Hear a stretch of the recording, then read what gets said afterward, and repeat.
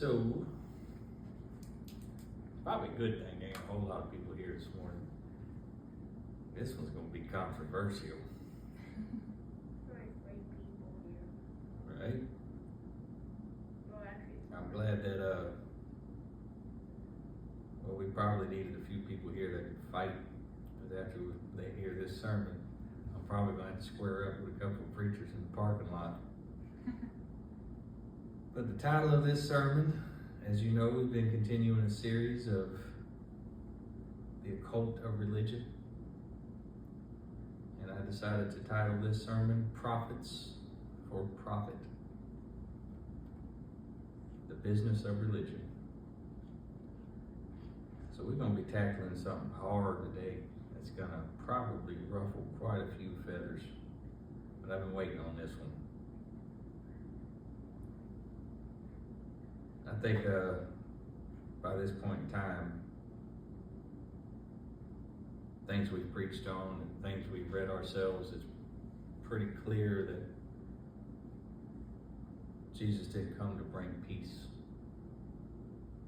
And he didn't say he came to bring peace. Jesus said he didn't come to bring peace, but a sword.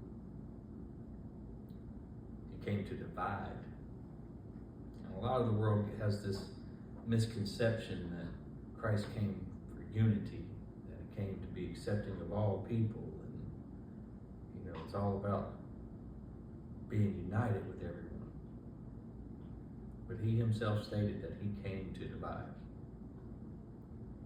And if I am to follow him fully, then I believe it is my responsibility to do the same. Truth divides, it separates, mostly because not a lot of people want to hear it. Sometimes it hurts, it's confrontational. It's not something that just sits well with everybody's feel-good feelings. And the reason this sermon came about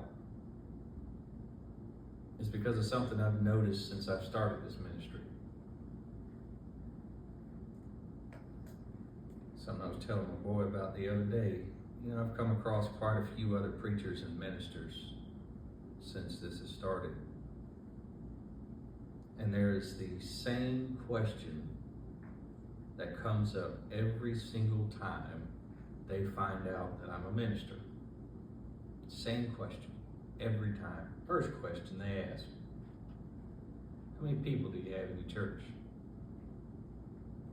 How big's the congregation? And you can tell for a moment that they tense up for a second when they ask that question. They tense up. They're waiting on the answer.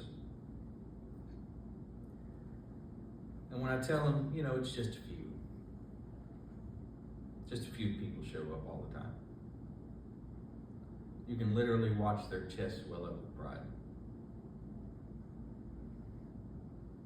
That glimmer comes in their eye. Their expression turns smug. And they start boasting about how big their congregation is. How many people they had at their last service.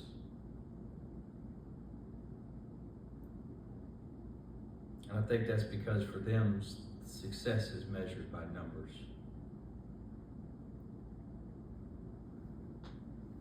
I do have to say that when your paycheck depends on the tithes you collect, a big crowd is a good thing. It's a good thing. Then they start to go on about how many programs they have going on, how much money they spent on this remodel or that renovation, how many fundraisers they've had.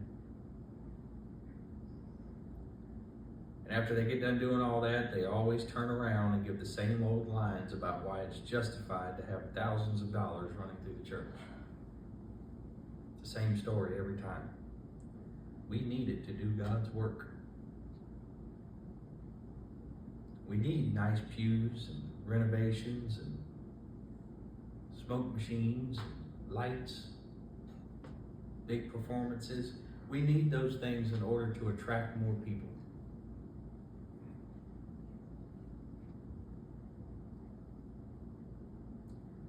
want to say this plainly and clearly. If you need fancy buildings, if you need comfortable seats and big performances to lure people in, you might better check where your messages are coming from.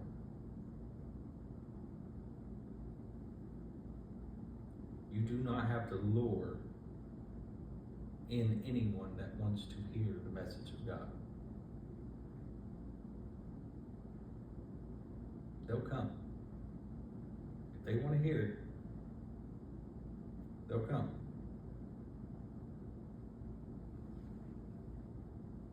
They'll come even if it's in a tent outside in the heat. Y'all remember the good old days? Some of us might. Tent revivals. 93 degrees outside, gnats flying all up your nose, and there's still 100 people outside in that tent having church. No air conditioning. One big box fan going. You can't even hear the preacher man because the fan's so loud. But they still go.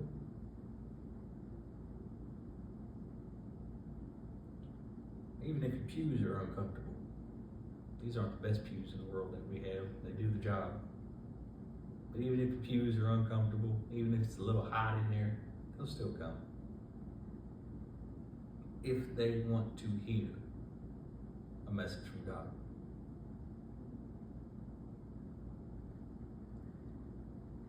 Problem is now is that we have a religious system that is a straight up business. It is a business. And I think many of us are aware of this now. And I think many of us disagree with what's going on in the churches and how they're being operated. These churches are selling God as if it's some type of cheap product. They package him up, they put a price tag on it, and they charge you for access to the Father. It's all just to keep their little money machines rolling. We have churches that have buildings that cost millions of dollars. We have pastors that make more money than anybody in the congregation does. We have pastors driving around luxury cars. It's used to whenever I was a kid, it was Cadillacs. Now it's those G-Wagons. Pastors love them G-Wagons. Rolexes, the name brand suits. Some of them go as far as buying private jets. Islands. It's way far out of hand. Way far out of hand. And this has become a joke to the rest of the world. These pastors have created a joke out of the ministry. I see churches now that are putting on shows with lights and smoke machines and high-flying wire harnesses.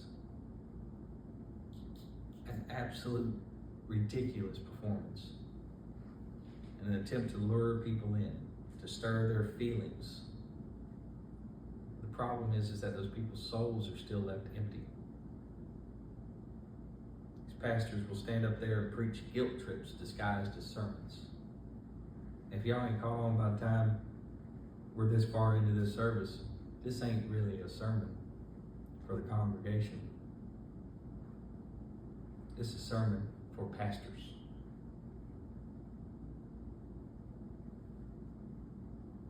Guilt trips disguised as sermons. They love to stand up there and say, tithe or you're robbing God. Tell it to them over and over and over again. And they have the audacity to stand up there and do that while their own pockets stay stuffed and they bleed their own congregation dry. People in their own churches are struggling to put food on the table, struggling to make ends meet. And they have the nerve to stand up there and demand more from them. Guilt tripping them into paying. These pastors today demand payment for what Christ gave us for free. And I hear the same excuses from pastors and the people who blindly follow them. Well, pastoring is a full-time job. Brother so-and-so, he visits people in the hospital and he prays with them. So you're saying you need to get paid to do what God called all of us to do? Is that what you're saying? And why do you need the pastor to come up there and pray for you? You think his prayers are mightier than yours? You think you need his special favor with God in order for God to hear you? You don't. Should he do those things as a pastor? Yes, he should. But many of these pastors lead you to believe exactly that. That you need them in order to get to God. See, this is that same spirit that Jesus confronted head on. He walked into that temple. He saw corruption. He saw greed. He saw control. And he lost it. He lost it. He made a whip with his own bare hands. You know how mad you got to be and how serious this has to be for you to go and spend a couple hours braiding a whip up and still be mad enough to go back and use it? You'd think he'd calm down after about hour 4 of sitting there making that whip.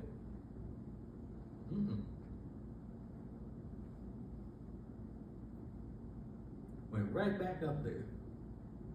Flipped the tables. Drove the thieves out like the frauds that they were.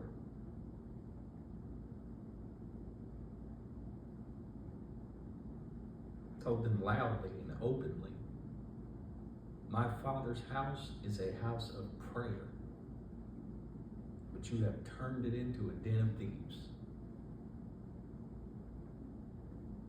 That same rotten spirit is alive and well today. We just got bigger stages now. We got flashier productions now. We have preachers living like CEOs, millionaires. They're building their own little kingdoms while that flock they have scrapes by and feels worthless if they can't sow enough seed.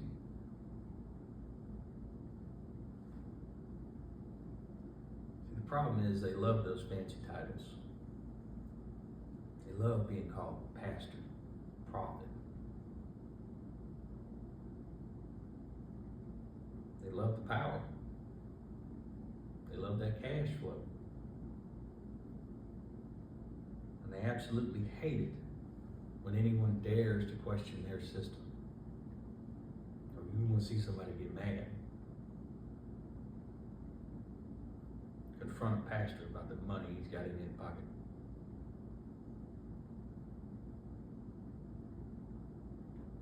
They'll call you bitter. They'll call you rebellious, divisive. Tell you just don't understand the unity. You don't understand how God works. But real unity is with Christ. Not with their money machine.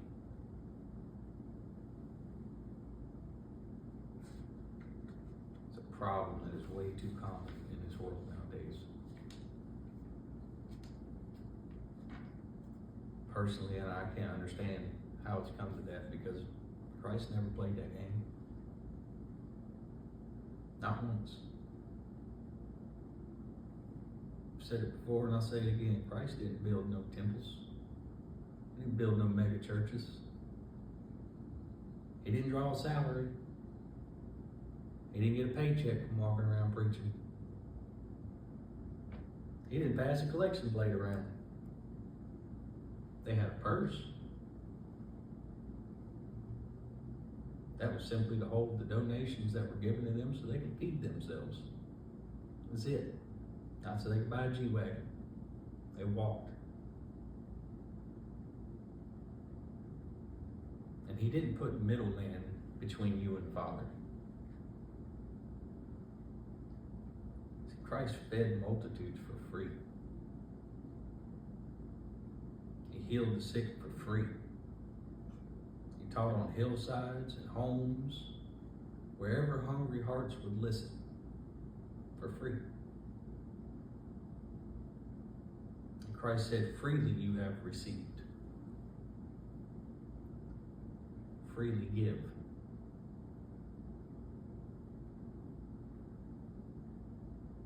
And Christ ate with sinners and outcasts while the religious elite looked down on him. He stopped for the bleeding woman, the blind beggars, the children that everyone else pushed aside. His ministry didn't have no VIP access. You couldn't pay to get VIP access. You couldn't have partner level donations for better blessings. TBN used to love that one. He didn't sell prayed over handkerchiefs to bring you more blessings. It was just raw, free, powerful love straight from God. The way it's supposed to be.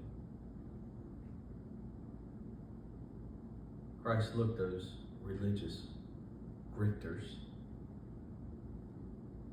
dead in their eyes and called them whitewashed tombs.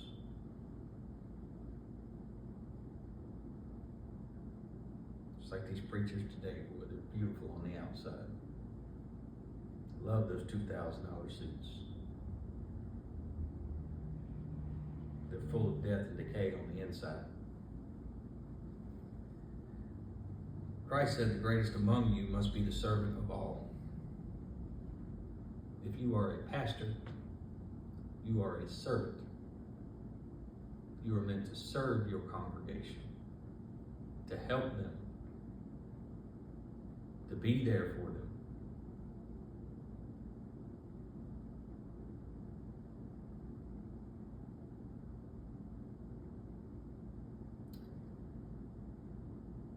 It is definitely not the one with the biggest crowd or the fattest wallets that you should be following.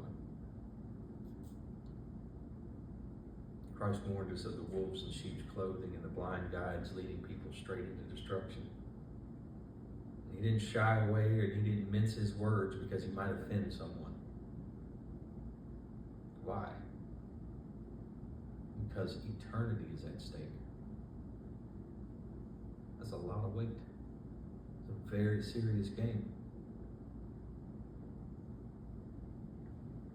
But most importantly, what Christ is, he gave you direct access to the Father. Direct access to God. No more gatekeepers. No subscriptions, no rituals. You can know the Father yourself.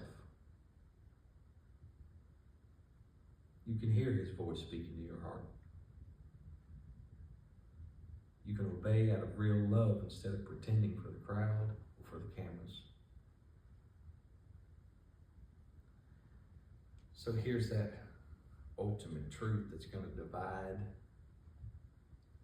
maybe this room, this town, this church.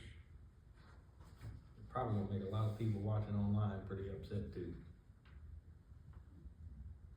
If your church cares more about the building, the brand, the salaries, the image, or the show, more than it does about widows, hungry families, fatherless kids, people who have been traumatized by acts of unlove,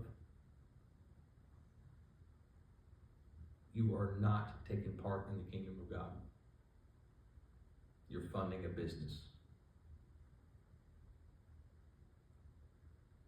Same kind of business that Jesus was flipping tables on. If your pastor lives in luxury while you struggle to put food on your table, and then demands that you continue to pay his salary, that is not a pastor. That is a wolf.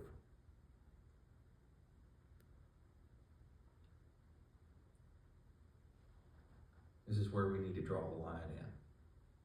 And we need to stop allowing these pastors to make a mockery of what Christ came here for. It is our job to discern. The congregation, the people, it is your job to discern. It's also your job to walk away from those systems. To walk away from those wolves. It is your job to seek the Father directly.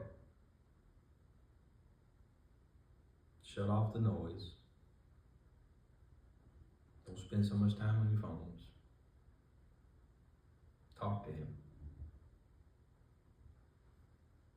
Get quiet before God until you hear his voice. Stop waiting for permission. Speak to him. Stop asking someone else to do it for you. Start listening to him yourself.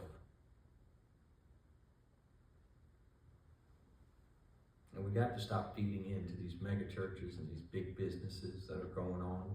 There's nothing wrong with you gathering simply with real people who want Jesus more than they want religion.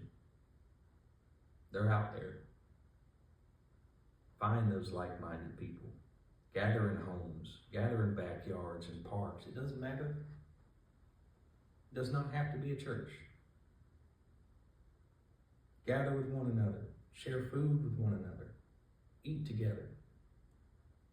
Talk about your life. Talk about the problems that you're having. And it's okay to talk about the things you've gotten wrong too. Some people need to hear that. Pray with each other. Love each other. There's no need to have a stage. There's no need to have light shows. Just family. Living under the same guidance that Christ gave us. That's all we need. If you want to give to the people that are hurting. Give to the people that are struggling. And don't put no strings on it.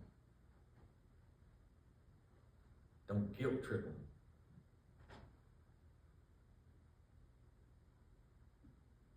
Love God and love the people until it costs you something real. Your comfort, your reputation, your time. That's what the narrow road is. That's the real thing. And I know that some people out there are going to hate this message. Good. I'm glad you do. That just means that that sword did its job. Truth cuts deep. While some people will get mad, upset, and offended, some people are going to feel change snap off of them. Some people are going to feel freedom rush in.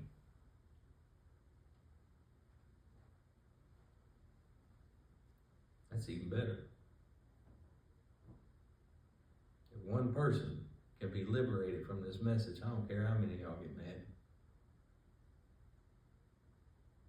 That's exactly why I'm standing up here. That's why all this work doesn't take a paycheck. That's why we don't pass plates around. We are not building another business. We will not have it here.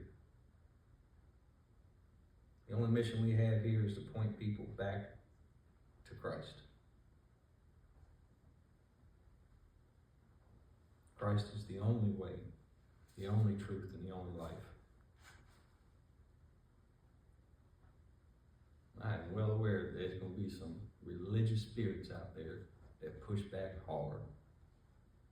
Can't wait to read this comment section. They always do. Especially when you talk about that money. Especially when you push back on the power that they love so much. They feel threatened. And I'm sure there's plenty of them that's going to call this divisive, say it's unloving. See, the thing is, true love doesn't stay quiet while people are enslaved. True love doesn't stay quiet while people are being manipulated and used. Jesus loved enough to flip those tables. He loved us enough to walk in there and flip those tables. To call out hypocrites. You know how much bravery that took? Them men would kill you. He did. He knew what the price was for what he was doing. And had enough love for us to do it.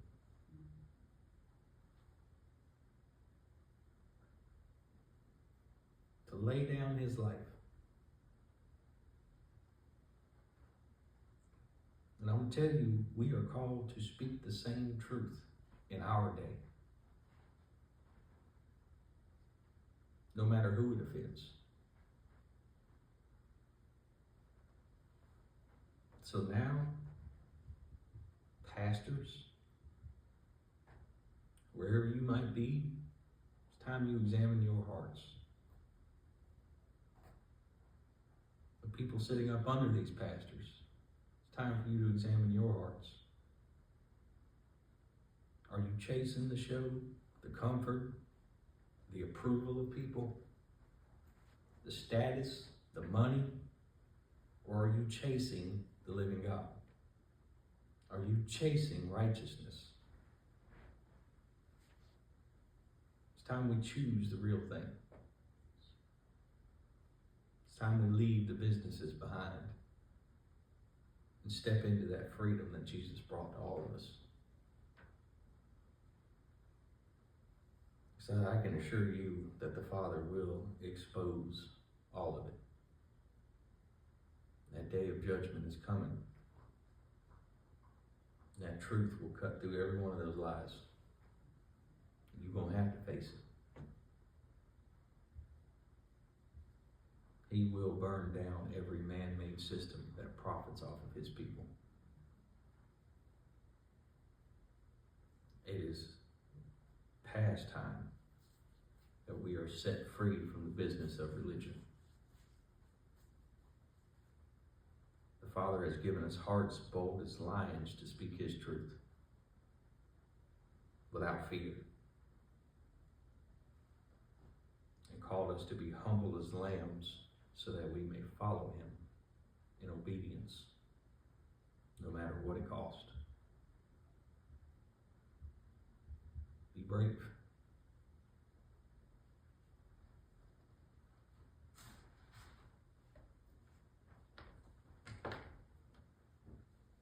Said we're probably going to fist fight in the parking lot by middle of next week. Of course, I can edit this out. There's been nothing more disheartening than meeting other pastors along this journey. Nothing more disheartening. People I grew up with, people I sat up under as a kid, have their own churches and stuff now. And to run back into them and meet them, and 5 seconds into talking to them, it all becomes real clear. They love that status. They love that money. They love that paycheck. And there's things I just can't understand. How do you boast about, I'm a pastor, that's a full-time job. Your denomination sends you your sermons, tells you what to say, what you can say, what you can't say. helped you support that building, and you act like you got a full-time job out here, like you working yourself to death. People are getting tired of it. People are sick of it. People are leaving churches over it. But they're hungry for the real thing. And I promised God whenever I took this position that I would do my best to give them the real thing. And I know it's going to make me a target. I don't care. They can get mad. They wouldn't feel some type of way if they weren't doing it.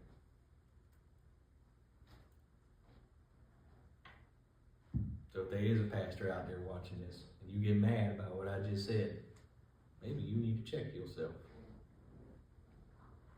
Maybe that shoe fits a little too well, don't it?